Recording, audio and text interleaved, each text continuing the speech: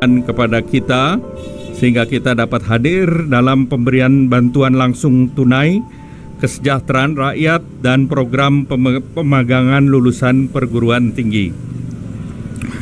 Hari ini ada program tersebut. Yang pertama terkait dengan bantuan langsung tunai.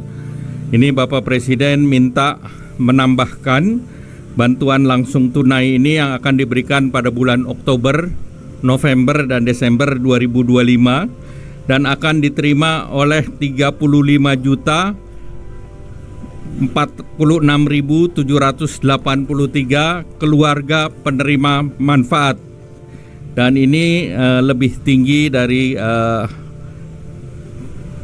BLT sebelumnya, dan ini bisa menjangkau kurang lebih 140 juta orang kalau kita berasumsi 1 KPM itu adalah ayah, ibu, dan 2 orang anak.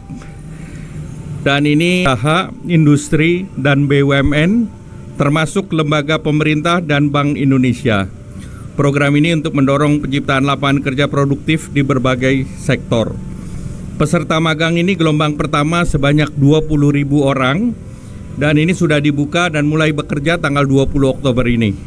Kemudian bulan depan akan dibuka kembali dan ditingkatkan menjadi 80.000 peserta magang, dan seluruh peserta magang diberikan uang saku per bulan yang besarannya sama dengan uang saku daerah, kabupaten, dan kota.